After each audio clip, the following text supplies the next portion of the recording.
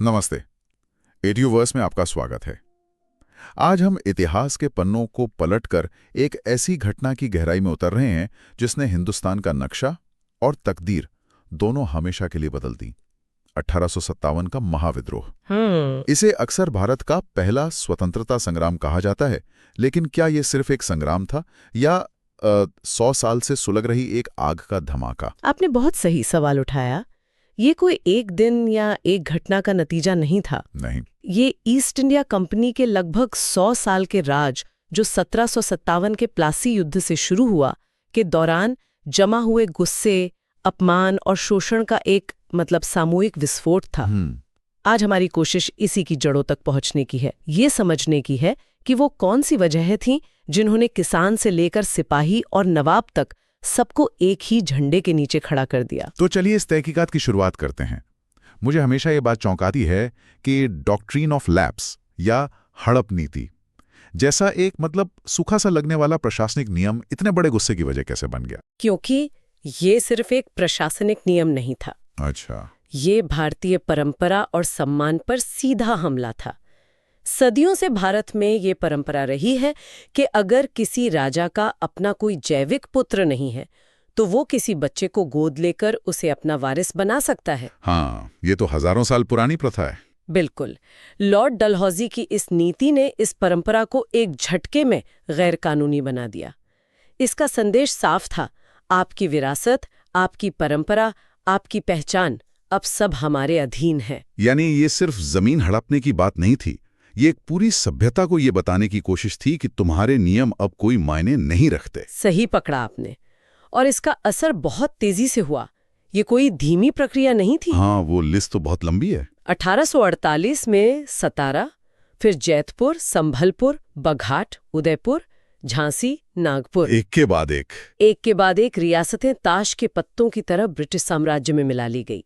आप सोचिए, सिर्फ 6-7 साल के अंदर उन्होंने लगभग आधा दर्जन राज्यों को नक्शे से मिटा दिया। और झांसी की रानी लक्ष्मीबाई का वो नारा, मैं अपनी झांसी नहीं दूंगी, वो तो इसी के खिलाफ एक सीधी चुनौती थी। बिल्कुल, वो इसी अस्तित्व पर हुए हमले के खिलाफ एक सीधी चुनौती थी। और शायद इसका सबसे बड़ा उदाहरण 1856 में अवध का विलय था, जो इस नीति के तहत भी नहीं हुआ था। वो तो एक अलग ही कहानी थी। हाँ, और वो कहानी विश्वासघात की थी। अवध का विलय सिर्फ एक राजनीतिक घटना नहीं थी, ये एक भावनात्मक धोखा था। डलहौजी ने नवाब वाजिद अली शाह पर कुशासन का बहाना लगाया, जबकि अवध के नवाब तो पीढ़ियों से अंग्रेजों के सबसे वफादार सहयोगी रहे थे। बिल्कुल। और यही तो बात थी, बंगाल आर्मी जो कंपनी की सबसे बड़ी ताकत थी, उसका हर तीसरा सिपाही अवध से था। अच्छा। जब उन सिपाहियों ने सुना कि जिस नवाब के प्रति वफादारी की वो कस्में खाते थे उसे एक झूठे बहाने से हटा दिया गया, तो उनके लिए ये सिर्फ एक राजा का अपमान नहीं था, ये तो उनका अपना अपमान था। हाँ, उनके घर, उनके परिवार और उनकी पहचान का अपमान था। कंपनी ने अपनी ही सेना के दिल में शक और गुस्से का बीज बो दिया था। और ये अपमान का सिलसिला सिर्फ अवध तक नहीं रुका। मराठा पेशवा बाजीराव द्वितीय के दत्तक पुत्र नाना साहेब, उनकी पेंशन बंद कर दी गई। हाँ, ये कहकर के पेंशन बाजीराव को मिलती थी, उनके बेटे को नहीं। और फिर मुगल सम्राट बहादुर शाह जफर को कहा गया कि वो बादशाह नहीं कहलाएंगे और उन्हें लाल किला खाली करना होगा। ऐसा लगता है जैसे अंग्रेज जानबूझकर उन प्रतीकों पर चोट कर रहे थे जिनसे लोगों की भावनाएं जुड़ी थी। आपने सही पकड़ा। मुगलों की राजनीतिक ताकत भले ही खत्म हो चुकी थी, लेकिन बहादुर शाह जफर हिंदुस्तान की एकता के एक जिंदा प्रतीक थे। नाना साहेब मराठा गौरव के प्रतीक थे। इन प्रतीकों को अपमानित करके अंग्रेज यह संदेश दे रहे थे कि अब भारत में कोई दूसरी ताकत नहीं है। लेकिन वो ये भूल गए कि जब आप किसी के सम्मान को ठेस पहुंचाते हैं तो आप उसे लड़ने की सबसे बड़ी वजह दे देते हैं। अच्छा, तो ये तो हुई महलों और रजवाड़ों की बात। आम आदमी की जिंदगी में क्या चल रहा था? क्या अंग्रेजी प्रशासन और कानून व्यवस्था उसके लिए कोई राहत लेकर आए थे? राहत तो दूर, वो एक नया जंजाल लेकर आए थे। अच्छा। जमीनी स्तर पर पुलिस, छोटे अधिकारी सब भ्रष्टाचार में डूबे हुए थे। न्याय प्रणाली इतनी महंगी, इतनी जटिल और इतनी लंबी थी कि गरीब आदमी के लिए इंसाफ पाना नामुमकिन था। और भाषा की भी तो एक दीवार थी, है ना? बिल्कुल। अंग्रेजों ने अदालतों की भाषा फारसी से बदलकर अंग्रेजी कर दी, एक ऐसी भाषा जिसे 99% भारतीय न बोल सकते थे, न समझ सकते थे। सोचिए, आपके मुकदमे में क्या बहस हो रही है आपको यही नहीं पता। ये तो अन्याय की पराकाष्ठा है। मतलब न्याय के मंदिर के दरवाजे ही आम आदमी के लिए बंद कर दिए गए। और न्याय में भेदभाव भी था। एक ही अपराध के लिए किसी अंग्रेज को बहुत कम सजा मिलती, जबकि भारतीयों को कठोर दंड दिया जाता था। और ऊंचे पदों पर तो भारतीय जा ही नहीं सकते थे। नहीं, बिल्कुल नहीं। लॉर्ड कॉर्नवालिस का तो साफ मानना था कि हर भारतीय भ्रष्ट है। मतलब ये एक नस्लवादी सोच थी जो पूरे सिस्टम में फैली हुई थी। हाँ, और इस भावना को आर्थिक नीतियों ने और भी मजबूत किया। इसे बाद में दादा भाई नौरोजी ने धन का निष्कासन या ड्रेन ऑफ वेल्थ का नाम दिया। आसान भाषा में कहें तो भारत को लूटा जा रहा था। बिल्कुल। ब्रिटेन में औद्योगिक क्रांति हो रही थी और उसके लिए कच्चा माल भारत से जाता था। सस्ता कपास, सस्ता नील, फिर वहां की मशीनों से बने कपड़े और सामान वापस भारत के बाजारों में पाट दिए जाते थे, जिसका सीधा असर हमारे कारीगरों और बुनकरों पर पड़ा। ढाका की मलमल, बनारस की साड़ियां, जिनका पूरी दुनिया में नाम था, वो सब तबाह हो गया। हाँ, लाखों बुनकर, शिल्पकार जो पीढ़ियों से ये काम करते आ रहे थे, रातों रात बेरोजगार हो गए। यह एक आर्थिक तबाही थी। और किसानों की हालत? उनकी हालत तो और भी बदतर थी। अंग्रेजों ने जमीन से लगान वसूलने के लिए कई अलग अलग सिस्टम बनाए। कहीं उसे स्थायी बंदोबस्त कहा, कहीं रियतवाड़ी, कहीं महालवाड़ी। नाम चाहे कुछ भी हो। हाँ, मकसद सबका एक ही था, किसान की जेब से ज्यादा पैसा निकालना। लगान की दरें इतनी ज्यादा थीं कि किसान कर्ज के जाल में फंसता चला गया। ये सुनना ही कितना भारी लगता है। एक किसान जो पीढ़ियों से अपनी जमीन का मालिक था, अब उसी पर साहूकार का कर्जदार या एक बेबस मजदूर बन गया। बिल्कुल। और जब 1770 से 1857 के बीच बार बार अकाल पड़े और लाखों लोग भूख से मर रहे थे, तब भी सरकार ने लगान वसूली में कोई ढील नहीं दी। इससे तो लोगों के मन में ये बात बैठ गई होगी कि इस सरकार को हमारी जान की कोई परवाह ही नहीं है। बिल्कुल, कि ये एक अमानवीय हुकूमत है। तो एक तरफ किसान अपनी जमीन खो रहा था, कारीगर बेरोजगार हो रहा था, और ये सिपाही जिन्हें वर्दी में किसान कहा जाता था, वो जब छुट्टी पर अपने गांव जाते होंगे तो यही तबाही अपनी आंखों से देखते होंगे। हाँ, और यही इस विद्रोह का सबसे विस्फोटक पहलू था। सिपाही समाज से अलग नहीं था, वो उसी का हिस्सा था। गांव में अपने परिवार का दुख दर्द देखकर उसका खून खौलता था, और फिर फौज के अंदर भी उसके साथ भेदभाव हो रहा था। वेतन का भी तो बहुत फर्क था। बहुत भारी अंतर था। एक भारतीय सूबेदार का वेतन एक नए नवेले अंग्रेज सिपाही से भी कम था। तरक्की के सारे रास्ते बंद थे। उसे अपनी ही धरती पर दोयम दर्जे का नागरिक महसूस कराया जाता था। मैंने पढ़ा है कि कुछ धार्मिक नियम कानूनों ने भी आग में घी का काम किया, खासकर वो सामान्य सेवा भर्ती अधिनियम। आपने बिल्कुल सही पॉइंट पकड़ा। 1856 में लॉर्ड कैनिंग ये कानून लेकर आए, जिसके तहत हर नए सिपाही को ये शपथ लेनी पड़ती थी कि जरूरत पड़ने पर उसे समुद्र पार भी लड़ने जाना पड़ेगा। और उस जमाने में समुद्र पार करना तो धर्मभ्रष्ट होने जैसा माना जाता था। बिल्कुल, ये सिपाहियों के लिए अपनी आस्था पर सीधा हमला था। इसके अलावा कुछ जगहों पर तिलक लगाने, पगड़ी पहनने या दाढ़ी रखने पर रोक लगाने की कोशिश हुई। ये छोटी छोटी बातें सिपाहियों को ये यकीन दिला रही थीं कि अंग्रेज सिर्फ हमारी जमीन ही नहीं, हमारा धर्म भी छीनना चाहते हैं। और शायद इसी डर ने सामाजिक सुधारों को भी एक अलग रंग दे दिया। सती प्रथा का अंत या विधवा पुनर्विवाह को कानूनी मान्यता देना, ये तो अच्छी बातें थीं, फिर भी समाज के एक बड़े हिस्से ने इसका विरोध क्यों किया? ये एक दिलचस्प विरोधाभास है। आज हम इन सुधारों को प्रगतिशील मानते हैं, और वे थे भी, लेकिन अंग्रेजों का इरादा समाज सुधार से ज्यादा अपनी सभ्य छवि को मजबूत करना और भारतीय संस्कृति को नीचा दिखाना था। अच्छा। उन्होंने इसे सुधार की तरह नहीं, बल्कि भारतीय परंपराओं पर एक विदेशी हमले की तरह पेश किया। इसलिए रूढ़िवादी समाज को लगा कि ये लोग हमारे हर रीति रिवाज को खत्म कर देना चाहते हैं। यहाँ तक कि रेलवे को भी शक की नजर से देखा गया। हाँ, लोगों को लगा कि सभी जातियों को एक डिब्बे में बिठाकर हमारी जाति भ्रष्ट करने की साजिश रची जा रही है। तो माहौल पूरी तरह से तैयार था।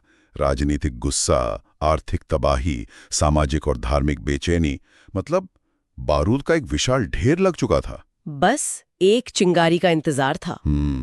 और वो चिंगारी आई जनवरी 1857 में, एक नई राइफल की शक्ल में, एनफील्ड राइफल। इस राइफल में जो कारतूस इस्तेमाल होता था, उसे बंदूक में डालने से पहले उसके चिकने कागज को दांत से काटना पड़ता था। और तभी बंगाल की सेना में ये खबर आग की तरह फैल गई कि उस कारतूस पर लगी चिकनाई गाय और सूअर की चर्बी से बनी है। ये सिर्फ एक खबर नहीं थी, ये उन सिपाहियों के लिए उनके सबसे बड़े डर का सच हो जाना था। हाँ, क्योंकि हिंदुओं के लिए गाय पवित्र है और मुसलमानों के लिए सूअर हराम। बिल्कुल। उन्हें पक्का यकीन हो गया कि ये उनके धर्म को भ्रष्ट करने की एक सोची समझी साजिश है, ताकि उन्हें ईसाई बनाया जा सके। सरकार ने सफाई दी, जांच का भरोसा दिलाया, लेकिन तब तक बहुत देर हो चुकी थी। विश्वास पूरी तरह टूट चुका था। हाँ, अब कोई भी सिपाही सरकार की किसी बात पर यकीन करने को तैयार नहीं था। और इसी के विरोध में 29 मार्च 1857 को बैरकपुर में मंगल पांडे ने अपनी राइफल उठा ली। हाँ, उन्होंने अपने अंग्रेज अधिकारियों पर गोली चला दी। 8 अप्रैल को उन्हें फांसी दे दी गई। तो इस विद्रोह की कहानी में एक चिंगारी है और एक असली आग। 29 मार्च 1857 को बैरकपुर में जो मंगल पांडे वाली घटना हुई, वो चिंगारी थी जी। पर असली आग करीब 1.5 महीने बाद मई में भड़की।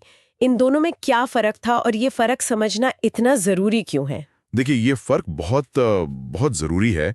मंगल पांडे की घटना एक व्यक्ति के साहस और आक्रोश का प्रतीक थी। बिल्कुल। वो एक शहीद बने, बिल्कुल, और उन्होंने सिपाहियों के अंदर जो दबी हुई आग थी उसको हवा दे दी। लेकिन वो एक संगठित कार्रवाई नहीं थी। नहीं, बिल्कुल नहीं।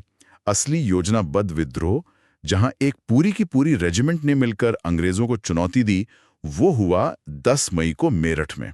तो कह सकते हैं कि मंगल पांडे वजह थे, लेकिन मेरठ उस विद्रोह का ग्राउंड जीरो था। मुझे हमेशा ये बात चौंकाती है कि सिर्फ 85 सिपाहियों को सजा देने की एक घटना ने पूरे उत्तर भारत में आग लगा दी। ऐसा क्या खास था उस सजा में जो सिपाहियों के लिए बर्दाश्त से बाहर हो गया?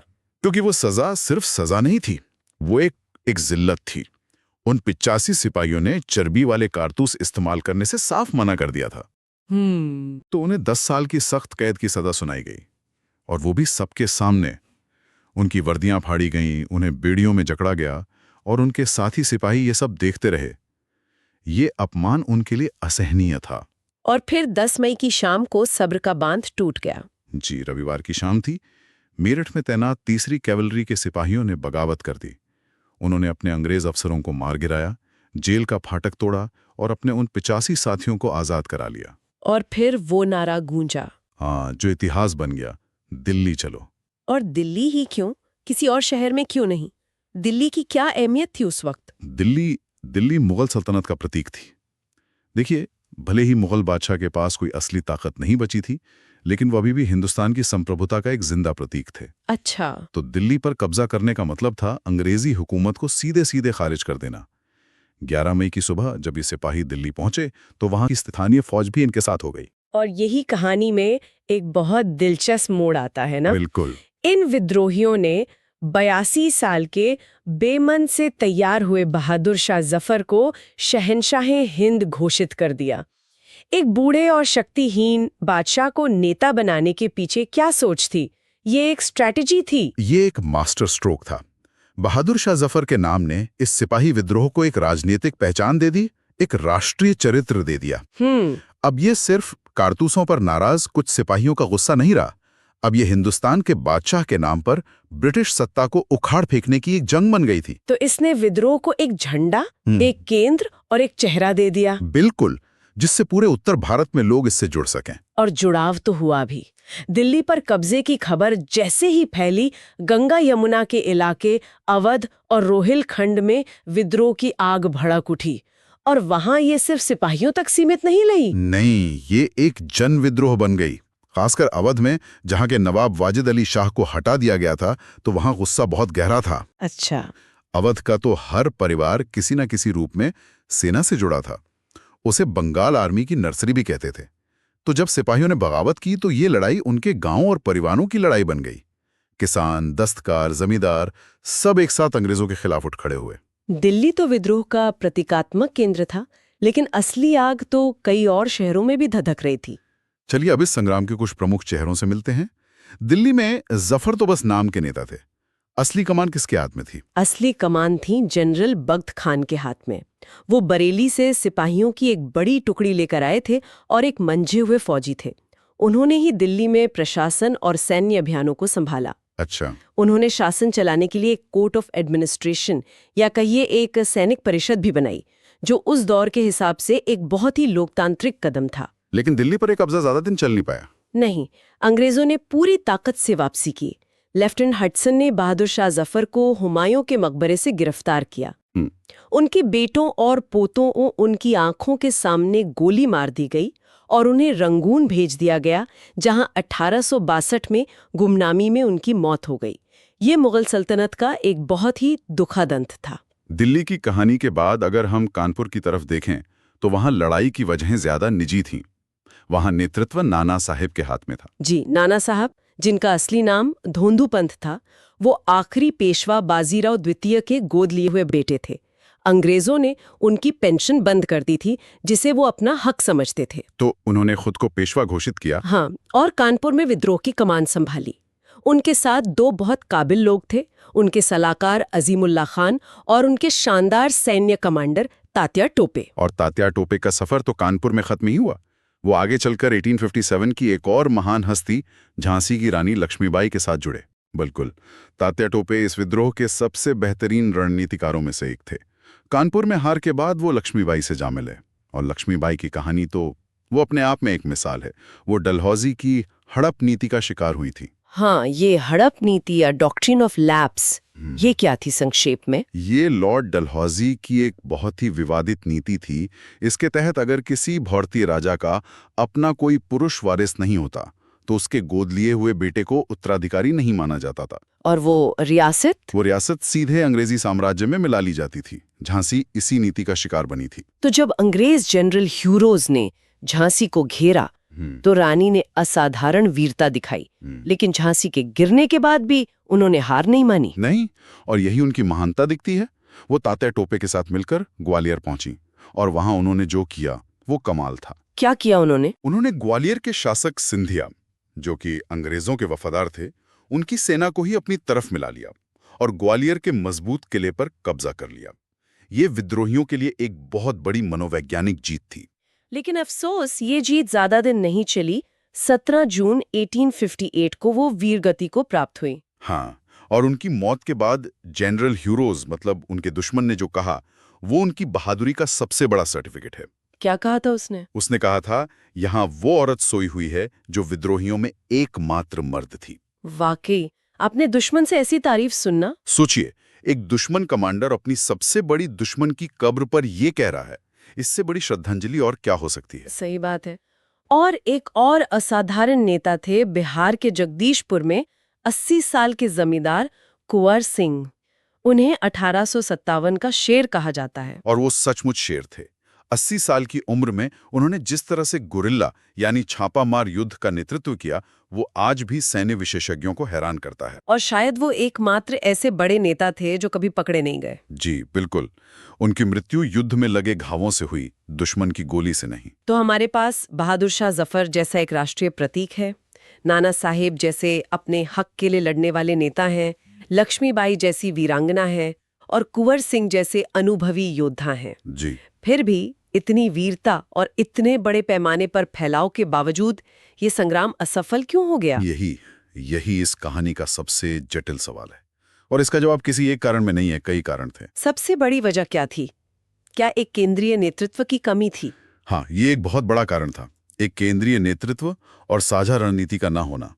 रानी झांसी के लिए लड़ रही थी, बेगम हजरत महल अवध के लिए, सब अपने अपने इलाके के हीरो थे, लेकिन कोई एक ऐसा नेता नहीं था जो इन सभी को एक साथ एक साझा लक्ष्य के लिए जोड़ पाता। लेकिन क्या ये कहना सही होगा कि उनके पास कोई विजन ही नहीं था, या फिर उनका विजन एक दूसरे से इतना अलग था कि वो कभी एक हो ही नहीं पाया? ये दूसरा वाला पॉइंट ज्यादा सही है। उनका एक साझा दुश्मन तो था, अंग्रेज, लेकिन अंग्रेजों के जाने के बाद कैसा भारत बनेगा, इस पर कोई एक राय नहीं थी। कोई मुगल सल्तनत को वापस लाना चाहता था, कोई मराठा साम्राज्य को। उनके पास भविष्य का कोई एक नक्शा नहीं था। और शायद इसीलिए भारत का एक बड़ा हिस्सा इस लड़ाई से दूर भी रहा। बिल्कुल, विद्रोह पूरे भारत में नहीं फैला। दक्षिण, पंजाब, बंबई, ये सब काफी हद तक शांत रहे। और इसका अंग्रेजों को बहुत बड़ा फायदा मिला होगा। जाहिर है, वो अपने संसाधन एक जगह से दूसरी जगह आसानी से ले जा सकें। और सिर्फ यही नहीं, कई बड़े भारतीय शासकों ने तो विद्रोह को कुचलने में अंग्रेजों की मदद भी की। ग्वालियर के सिंधिया, इंदौर के होलकर, हैदराबाद के निजाम और पटियाला, जींद, नाभा के सिख शासक। हाँ, लॉर्ड कैनिंग का वो मशहूर कथन है ना कि इन शासकों ने तूफान के आगे बांध की तरह काम किया। बिल्कुल, कैनिंग ने कहा था, इन शासकों ने तूफान के आगे ब्रेक वाटर की तरह काम किया, वरना ये तूफान हमें एक ही लहर में बहा ले जाता। ये एक कड़वी सच्चाई है कि कई भारतीय ही भारतीयों के खिलाफ खड़े थे। और एक और वर्ग था जो इस लड़ाई से दूर रहा, शिक्षित मध्यम वर्ग। ये एक बहुत बड़ा विरोधाभास लगता है। जो शिक्षित वर्ग आगे चलकर आज़ादी की लड़ाई का नेतृत्व करने वाला था, उसने आज़ादी की पहली बड़ी लड़ाई से खुद को दूर रखा। क्यों? क्योंकि उन्हें विद्रोह में भविष्य का भारत नहीं बल्कि गुजरे हुए भारत का डर दिख रहा था। उन्हें लगता था कि ब्रिटिश शासन भारत में रेलवे, टेलीग्राफ, नई शिक्षा लाकर आधुनिकीकरण कर रहा है। अच्छा। उन्हें डर था कि ये विद्रोही राजा नवाब देश को वापस उसी पुराने सामंती दौर में धकेल देंगे। ये दिखाता है कि आज़ादी का मतलब भी उस वक्त हर किसी के लिए अलग-अलग था। और इन सब के ऊपर तकनीकी और सैन्य ताकत का फर्क तो था ही। बहुत बड़ा फर्क था। एक तरफ पुरानी बंदूकें और तलवारें, दूसरी तरफ नई एनफील्ड राइफलें और तोपें। और सिर्फ हथियार नहीं, संचार भी। हाँ, ये बहुत जरूरी पॉइंट है। अंग्रेजों के पास टेलीग्राफ था, जिससे वो अपनी सेनाओं को तेजी से निर्देश भेज सकते थे। एक अंग्रेज अफसर ने लिखा भी था कि टेलीग्राफ ने हमारा गला घुटने से बचा लिया। विद्रोहियों के पास ऐसा कोई नेटवर्क नहीं था, वे अलग थलग लड़ रहे थे। तो विद्रोह को बेरहमी से कुचल दिया गया, लेकिन इसने भारत पर ब्रिटिश राज की पूरी इमारत को हमेशा के लिए बदल दिया। सबसे बड़ा और फौरी बदलाव क्या हुआ? सबसे बड़ा बदलाव था ईस्ट इंडिया कंपनी के शासन का अंत। 1857 के झटके ने ब्रिटिश सरकार को यह एहसास दिला दिया कि एक व्यापारिक कंपनी के भरोसे भारत जैसे विशाल देश को नहीं छोड़ा जा सकता। तो 1858 में भारत सरकार अधिनियम पास हुआ और भारत का शासन सीधे ब्रिटिश ताज यानी महारानी विक्टोरिया के अधीन आ गया। और गवर्नर जनरल अब वाइसराय बन गया। जी, वाइसराय यानी रानी का सीधा प्रतिनिधि। लॉर्ड कैनिंग भारत के आखिरी गवर्नर जनरल और पहले वाइसराय बने। इसके साथ ही 1 नवंबर 1858 को महारानी विक्टोरिया का एक घोषणा पत्र भी जारी हुआ था। हाँ, जिसे कुछ लोगों ने भारतीय स्वतंत्रता का मैग्ना कार्टा भी कहा। इसमें क्या वादे थे और क्या वो पूरे हुए? उसमें कई बड़े वादे थे, जैसे अब किसी भी भारतीय रियासत को हड़पा नहीं जाएगा, राजाओं के मान सम्मान की रक्षा होगी, लोगों के धार्मिक मामलों में दखल नहीं दिया जाएगा, और सबसे बड़ा वादा था कि भारतीयों को बिना किसी भेदभाव के उनकी योग्यता के आधार पर सरकारी नौकरियां दी जाएंगी। पर यह आखिरी वादा तो कभी पूरी तरह लागू नहीं हुआ। नहीं, कभी नहीं। वो काफी हद तक एक खोखला वादा ही रहा। और यहीं से अंग्रेजों की फूट डालो और राज करो की नीति और ज्यादा साफ दिखने लगती है, खासकर सेना के पुनर्गठन में। बिल्कुल। उन्होंने 1857 से सबसे बड़ा सबक यही सीखा था कि भारतीय सिपाहियों पर भरोसा नहीं किया जा सकता, खासकर जब वे एकजुट हों। तो उन्होंने क्या किया? सेना में यूरोपीय सैनिकों की संख्या बढ़ाई गई और भारतीय सैनिकों की घटाई गई। तोपखाने जैसे जरूरी विभाग पूरी तरह अंग्रेजों के हाथ में रखे गए। और सबसे खतरनाक काम यह किया गया कि भारतीय सैनिकों को लड़ाकू जातियों और गैर लड़ाकू जातियों में बांट दिया गया। इसका क्या मतलब था, लड़ाकू जातियां? इसका मतलब था कि जिन समुदायों ने विद्रोह को कुचलने में मदद की थी, जैसे सिख, गोरखा और पठान, उन्हें लड़ाकू जातियां या मार्शल रेसेस घोषित करके सेना में उनकी भर्ती बढ़ा दी गई। और जिन इलाकों से ज्यादातर विद्रोही सैनिक आए थे, जैसे अवध और बिहार, उन्हें गैर लड़ाकू कहकर उनकी भर्ती कम कर दी गई। ये सेना के अंदर ही भारतीयों को एक दूसरे के खिलाफ खड़ा करने की एक सोची समझी नीति थी। और यही नीति समाज में हिंदू मुस्लिम संबंधों पर भी लागू की गई। हाँ, 1857 में हिंदू और मुसलमान कंधे से कंधा मिलाकर लड़े थे। बहादुर शाह जफर के नाम पर दोनों समुदाय एकजुट हुए थे। इस एकता ने अंग्रेजों को डरा दिया था। विद्रोह के तुरंत बाद उन्होंने इसके लिए मुसलमानों को जिम्मेदार ठहराया, लेकिन बाद में उन्होंने अपनी रणनीति बदली और दोनों समुदायों के बीच शक और नफरत के बीज बोने शुरू कर दिए, जो आगे चलकर भारत के लिए बहुत घातक साबित हुए। तो एक तरफ दमन और बंटवारे की नीतियां थीं, लेकिन क्या इस विद्रोह का कोई सकारात्मक परिणाम भी निकला? हाँ, और वो इसका सबसे महत्वपूर्ण और विरोधाभासी परिणाम था। विद्रोह की हार ने ये तो साफ कर दिया कि पुराने तरीकों से अंग्रेजों को नहीं हराया जा सकता। लेकिन रानी लक्ष्मीबाई, तात्या टोपे, कुंवर सिंह जैसे नायकों की वीरता की कहानियों ने आने वाली पीढ़ियों में राष्ट्रवाद की भावना भर दी। इस साझा शहादत और संघर्ष ने पहली बार एक अखिल भारतीय राष्ट्रीय चेतना को जन्म दिया। तो संक्षेप में कहें तो जैसा वीर सावरकर ने कहा, ये सिर्फ एक सैनिक विद्रोह नहीं था, बल्कि भारत का प्रथम स्वतंत्रता संग्राम था। बिल्कुल, एक ऐसा प्रयास जिसने ईस्ट इंडिया कंपनी की नींव हिला दी और भारत में ब्रिटिश राज का चरित्र हमेशा के लिए बदल दिया। इसने सीधे तौर पर तो आज़ादी नहीं दिलाई, लेकिन इसने उस आज़ादी की लड़ाई की जमीन तैयार कर दी जो अगले 90 सालों तक चलने वाली थी। सही कहा। इस पूरी चर्चा से हम वापस अपने शुरुआती सवाल पर आते हैं। भले ही ये संग्राम अपने तात्कालिक लक्ष्य में असफल रहा, पर इसने भारत में राष्ट्रवाद के बीज तो बो दिए। जी। पर सोचने वाली बात यह है कि अगर ये विद्रोह सफल हो जाता, तो क्या ये वाकई में एक एकीकृत आधुनिक भारत को जन्म देता, या फिर भारत को वापस छोटी छोटी आपस में लड़ती रियासतों के दौर में धकेल देता? ये एक ऐसा सवाल है जिसका कोई आसान जवाब नहीं है, और शायद यही सवाल 1857 को आज भी इतना प्रासंगिक बनाता है। और इसी सवाल के साथ हम आज की चर्चा समाप्त करते हैं। धन्यवाद।